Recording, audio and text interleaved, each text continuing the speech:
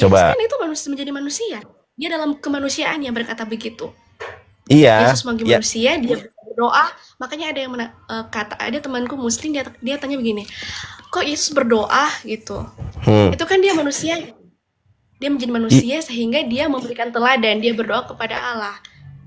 Oke, jadi Yesus manusia bukan Allah. Yesus adalah Allah yang menjadi manusia. Kapan posisi dia sebagai Allah, kapan posisi dia sebagai manusia? Judul tema yang dibawakan oleh Yonatan Nandar ini menarik perhatian seorang wanita cantik. Wanita ini bertanya, apa maksudnya Yesus menyuruh umatnya menyembah Allah? Padahal selama ini yang ia ketahui, Yesus adalah Allah sendiri yang menjelma menjadi manusia. Yonatan Nandar kemudian menunjukkan dalil-dalil dalam Bible yang menjelaskan bahwa Yesus adalah utusan Allah. Dari dalil-dalil inilah, banyak pastor yang akhirnya memeluk Islam dan menyembah Allah secara langsung, tanpa melalui perantara Yesus. Penjelasan ini pun membuat wanita tersebut mulai berpikir dan merenung tentang keimanan yang selama ini ia yakini. Ya ampun. Saya Lia, salah naik kah? Halo? Halo? Ya, salah naik. Apa mau naik beneran? Ya, mau naik. Iya ya, silakan on cam kakak. Oke. Iya ya, biar tidak ini, kita santun. Kakak kalau mau bertanya silakan. Kalau mau ditanya kita diskusi, boleh. Silakan. Oke. Ya, jangan takut. Silakan Kak Lia. Mau ditanya atau mau bertanya? Mau Siap. menanggapi soal yang tadi tentang Yang mana? apa tadi? Yang mana? Yesus menyuruh untuk menyembah Allah. Iya ya, boleh. Silakan. Ya, belum terlalu paham. Nggak, yang nggak paham itu kakak atau saya? Ya, Kak. Nggak, yang nggak paham itu kakak atau saya? Aku belum. Ya, aku yang kurang paham. Oke, saya jelaskan ya Kak ya. Baik. Jadi, Oke. Kakak berarti bertanya apa yang nggak dipahami? Yang nggak dipahami sama kakak apa? Kak Lia. nah begini. Jadi kan Yesus di dalam ayat itu Yesus mengatakan sembahlah kepada Allah. Jadi menurut kakak kan Yesus tidak pernah menyatakan bahwa sembahlah kepada Yesus sendiri. Karena menurut saya dalam pengetahuan saya, Yesus sendiri itu adalah Tuhan Allah yang menjadi. Di mana ayatnya? Dia menjadi manusia. Firman itu menjadi manusia dalam. Bentar ya. Di mana ayatnya? Tuhan jadi manusia itu di mana ayatnya? Coba di mana Tuhan jadi manusia? Saya baru tahu nih ada Tuhan jadi manusia. Coba. Firman menjadi manusia. Yohanes. Enggak, yang benar saya tanya nih. Yang benar Tuhan jadi manusia atau firman jadi manusia? Saya hafal itu Yohanes 1 ayat 1. Kalau dalam bahasa Yunaninya NR. Karena begini. Iya, gimana? Karena begini, Allah itu kan tidak bisa dijangkau. Allah itu adalah dia tidak bisa dibayangkan oleh pikiran manusia. Dan bagaimana Allah bisa memberikan teladan bagi manusia, yaitu dengan cara dia berubah menjadi manusia melalui firman-Nya. Firman itu menjadi manusia agar bisa kita mengerti. Itu sih setahu aku. Yang berubah jadi manusia itu firman-Nya atau Allahnya? Firman. Coba. Bukan Allah. Sedangkan Yesus mengatakan sembahlah Tuhan Allahmu, bukan sembahlah firman. Sembahlah Tuhan Allahmu. Makanya saya tanya sama kakak, yang jadi manusia ini firman Allah atau Allahnya? Coba. Udah gini aja, saya jelasin kak ya. Saya jelasin nih ya. Pertama, Yesus tidak pernah mengatakan kalau dia adalah firman Allah. Tidak pernah. Yang mengatakan dia firman Allah itu adalah Yohanes. Dan tidak pernah dikonfirmasi oleh Yesus itu sendiri. Kita lebih percaya ucapan Yesus. Di mana ayatnya kalau Yesus adalah penerima firman. Jadi Yesus adalah bukan firman Allah. Dia adalah penerima firman. Di mana ayatnya Yohanes 17 ayat 8. Yesus adalah penerima firman. Karena kalau Yesus adalah firman Allah itu sendiri, harusnya nggak usah menerima firman. Yohanes 17 ayat ke-8. Ini kakak lihat nih ya. Jadi Ya. Yohanes 17 ayat ke-8 membantah ucapan Yohanes. Di dalam Yohanes 17 ayat ke-8, Yesus bukanlah firman yang hidup, dia adalah penerima firman. Coba kakak baca. Yohanes 17 ayat 8. Kalau tidak percaya saya bacakan dulu, nanti kalau boleh di cross check silahkan. Sebab segala firman yang engkau sampaikan kepadaku telah kusampaikan kepada mereka, dan mereka telah menerimanya. Mereka tahu benar-benar bahwa aku datang daripadamu, dan mereka percaya bahwa engkaulah yang telah mengutus aku. Jadi menurut Yesus, Yesus itu adalah penerima firman. Bayangkan, kalau dia adalah firman itu sendiri, ngapain dia menerima firman? Firman mana lagi yang Yesus terima? Katanya Yesus adalah firman yang hidup. Tetapi di sisi lain dia menerima firman. Lalu firman yang mana?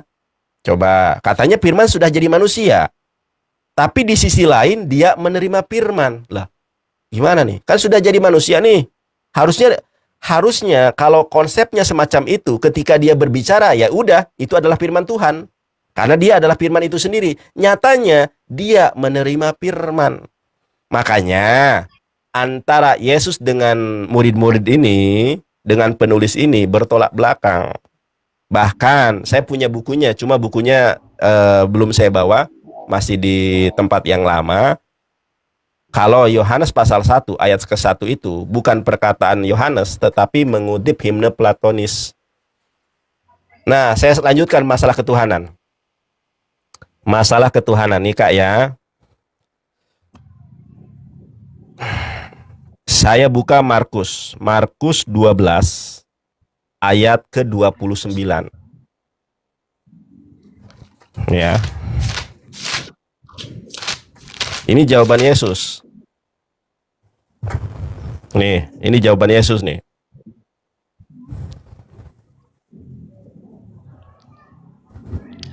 Jawab Yesus, hukum yang terutama, dengarkanlah hai orang Israel, Tuhan Allah kita, Tuhan itu esa. Saya tanya sama kakak, kita di situ subjek apa tuh? Subjek jamak atau subjek tunggal? Tuhan Allah kita. Nah, kita lihat nih. Sebentar. Nah, di sini nih. Jawab Yesus, hukum yang terutama ialah dengarkanlah hai orang Israel, Tuhan Allah kita, Tuhan itu esa. Pertanyaannya, kita di situ siapa? Contoh, presiden kita itu Prabowo misalnya. Ya, presiden kita itu Prabowo. Kalau kita berarti saya dan Anda sama-sama subjek di situ. Kita adalah subjek jamak. Negara kita adalah negara Indonesia. Yang berbicara sama yang diajak bicara itu adalah sama-sama kita di situ. Sekarang Yesus mengatakan, Tuhan Allah kita, Tuhan itu esa. Yang kita di situ siapa dan objeknya siapa? Kan kalau dalam bahasa Indonesia itu ada SPOK, subjek, predikat, objek, dan keterangan. Siapa objek di situ? Dan siapa subjeknya? Coba kakak baca ya. Kakak baca dulu, nanti kakak jawab. Coba ditanggapi. Kakak baca dulu coba. Markus 12 ayat 29. Siapa subjek, siapa objek?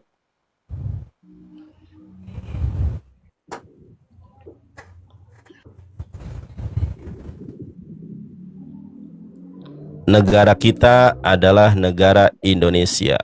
Menurut saya, memang Tuhan mengatakan begitu, tapi karena dia dalam wujud kemanusiaannya, sehingga siapa yang mengatakan dalam wujud baik? Sekarang kakak, aku minta nih permintaan. Baca 1 Korintus 4 ayat ke-6. 1 Korintus 4 ayat ke-6 dibaca. Ya. Ayat ke-6, saudara, 1 Korintus 4 kan? Iya benar, 1 Korintus 4 ayat ke-6. Saudara-saudara, kata-kata ini aku kenakan kepada diriku sendiri dan pada Apolos, karena kamu mulai dari teladan kami, kamu belajar apakah artinya ungkapan, jangan melampaui Jangan melampaui yang ada tertulis, supaya jangan ada di antara kamu yang menyombongkan diri dengan jalan mengutamakan yang satu daripada yang lain. Jangan melampaui yang ada tertulis. Saya tanya, yang mengatakan itu adalah wujudnya manusia, wujudnya Tuhan yang menjadi manusia itu di mana itu? Tadi kan dikatakan itu yang berkata ketika Yesus berwujud manusia itu siapa yang mengatakan? Katanya firman. Sekarang wujud manusia itu siapa yang mengatakan itu adalah wujudnya manusia? Yesus Coba. kan itu menjadi manusia. Dia dalam kemanusiaannya berkata begitu. Iya, Yesus sebagai ya. manusia, dia berdoa. Makanya ada yang ada temanku muslim, dia tanya begini, kok Yesus berdoa gitu? Itu kan dia manusia. Dia menjadi manusia sehingga dia memberikan teladan, dia berdoa kepada Allah. Oke, jadi Yesus manusia bukan Allah. Yesus adalah Allah yang menjadi manusia. Kapan posisi dia sebagai Allah, kapan posisi dia sebagai manusia? Coba. Ini kan katanya Allah. Nah, kapan posisi dia sebagai manusia dan kapan posisi dia sebagai Allah? Kapan posisi dia sebagai manusia? Posisi dia sebagai manusia ketika dia aku susah sekali. Coba dipikir dulu. Kapan dia jadi manusia? Kapan dia sebagai manusia dan kapan dia sebagai Allah?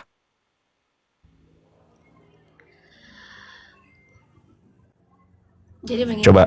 Ini menurut aku. Iya, kita sebetulnya udah lari kemana nih ya? Iya. Maaf nih, aku gugup deh. Nggak apa-apa. Jadi, coba. Ketika manusia jatuh dalam dosa, mulai dari Adam kan, ketika manusia jatuh dalam dosa, itu pertama kali ada pengorbanan itu di Taman Eden. Taman Eden ketika Allah. Aku menjelaskan. Oke, mau menjelaskan dari awal. Oke, ya gimana tuh? Jadi yang saya tanya, kapan dia Allah, kapan dia manusia? Kan katanya tadi dia manusia. Loh, terus Allahnya kapan? Jadi Allahnya kapan? Ketika dia kembali ke surga. Berarti ketika di dunia dia bukan Allah. Dia menjelma menjadi manusia karena iya, makanya saya tanya. Waktu jadi dia itu Allahnya kapan, manusianya kapan? Ketika dia menjadi manusia, bukan Allah. Itu hakikatnya itu tetap jadi Allah. Tapi makanya saya tanya, air, ya. Air bisa menjadi gas, bisa menjadi cair, bisa menjadi beku, tapi dia tetap air. Gitu. Iya, tetap air, ya kan? Tetap air kan? Makanya saya tanya, ya. Kapan katanya dia jadi manusia? Manusianya itu kapan? Gini. Di mana dia manusia, di mana dia Allah? Apakah dia ketika mengatakan sembahlah Tuhan Allahmu dan Tuhan Allah, sebab Tuhan Allah kita itu Tuhan itu esa. Waktu dia ngomong dia bukan Tuhan berarti, bukan Allah, tapi jadi manusia, posisinya manusia begitu. Dia kan memberikan teladan. Iya, makanya saya tanya, ketika dia berbicara semacam itu, dia Allah atau manusia? Dia mengatakan itu dalam wujudnya sebagai manusia, karena dia adalah manusia. Waktu itu kan dia menjadi manusia. Dia di mana ayatnya jadi manusia?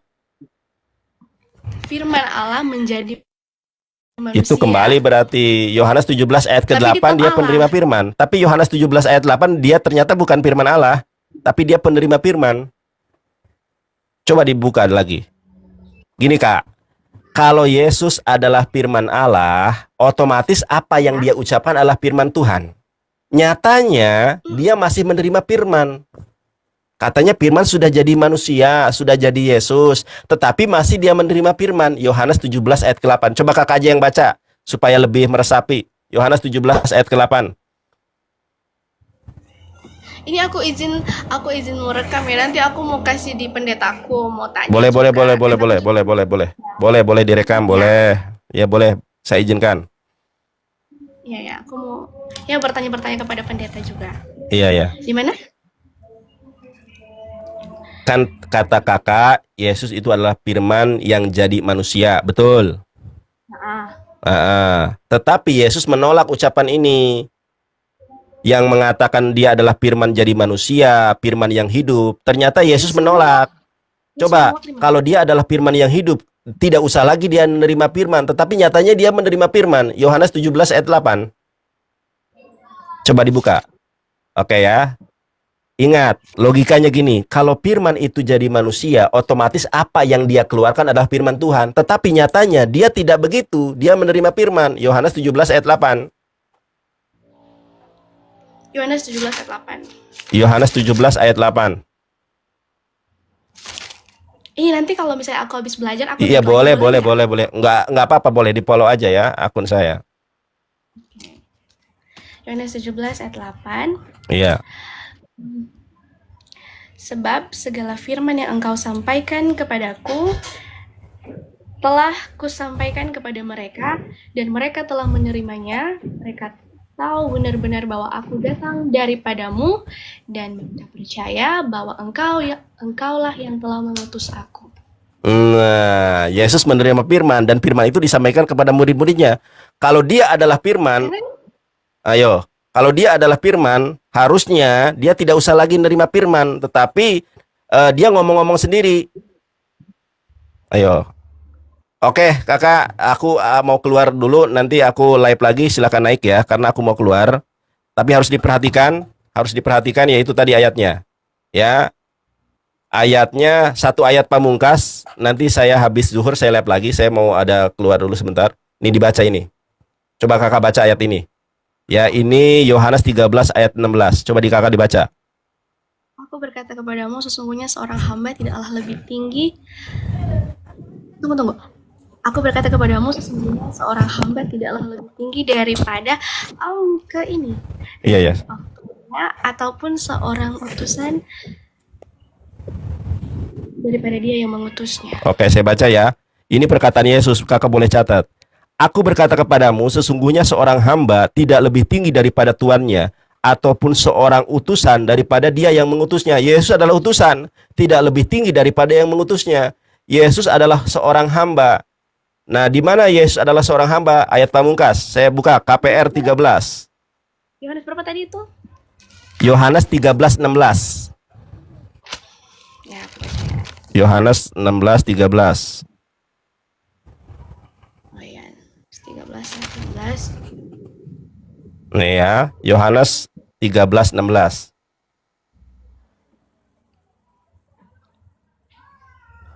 Nah, iya kan? Oke. Saya akan tunjukkan kalau Yesus adalah hamba Allah. Saya tunjukkan ya. Yesus adalah hamba Allah. Nih. Kisah Para Rasul 3 ayat 13. Yesus itu bukan Tuhan, tetapi hambanya.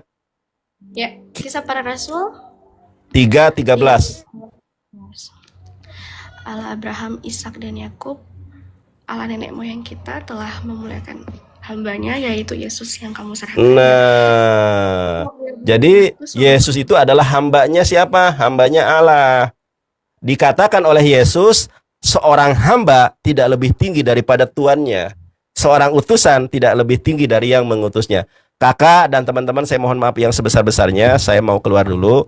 Mungkin jam 12:10 menitan atau 15 menitan saya akan live lagi. Kalau kakak masih kurang puas, jam 12:10 sampai 13 menit. Kalau ada waktu silahkan naik lagi. Saya mau izin pamit dulu ya, Kak Lia. Terima kasih atas kehadirannya. Kalau mau belajar, nanti kalau saya live saya share ke kakak. Kalau kakak ada waktu silahkan naik ya. Terima kasih Kak Lia. Salam damai. Ya, mudah-mudahan Kakak Lia mendapatkan hidayah Allah. Silahkan belajar lagi ya. Makasih Kak Lia. Selamat siang. Oke teman. Dari percakapan ini, kita bisa belajar satu hal penting, bahwa hidayah seringkali berawal dari satu pertanyaan yang jujur. Wanita ini datang dengan niat untuk membantah, karena ini tentang ajaran yang selama ini ia yakini sejak lama. Ketika dalil-dalil ditunjukkan langsung dari Alkitab, bukan dari pendapat pribadi, dan disitulah seseorang mulai berhenti, berpikir dan merenung. Karena hidayah tidak selalu datang secara instan. Ada orang yang hari ini mendengar penjelasan, lalu merenung. Besok masih berpikir. Dan pada suatu hari, setelah penjelasan itu disampaikan berkali-kali dengan hati yang lapang, barulah ia bisa menerima dengan penuh keyakinan. Mudah-mudahan apa yang disampaikan dalam dialog ini menjadi awal bagi wanita tersebut untuk menemukan hidayah. Islam tidak pernah mengajarkan untuk memaksa. Islam hanya mengajak manusia berpikir, membaca, dan menimbang dengan akal sehat. Dan ketika kebenaran itu datang dari Allah, hati yang jujur akan mengenalinya. Mudah-mudahan ini menjadi awal dirinya menemukan hidayah. Karena terkadang, seseorang baru bisa menerima setelah diberikan penjelasan berulang kali, hingga hatinya benar-benar yakin dan siap menerima Islam sebagai kebenaran. Bahwa Yesus, Nabi Isa alaihissalam, adalah seorang Muslim. Seorang Nabi yang mengajak umatnya untuk menyembah Allah semata. Sama seperti para Nabi sebelumnya, dan sama pula dengan Nabi setelahnya, Nabi Muhammad SAW. Semoga kita semua diberi kelapangan hati, keistiqomahan dalam iman, dan dibimbing oleh Allah hingga akhir hayat. Amin ya Rabbal Alamin. Sampai jumpa di video selanjutnya.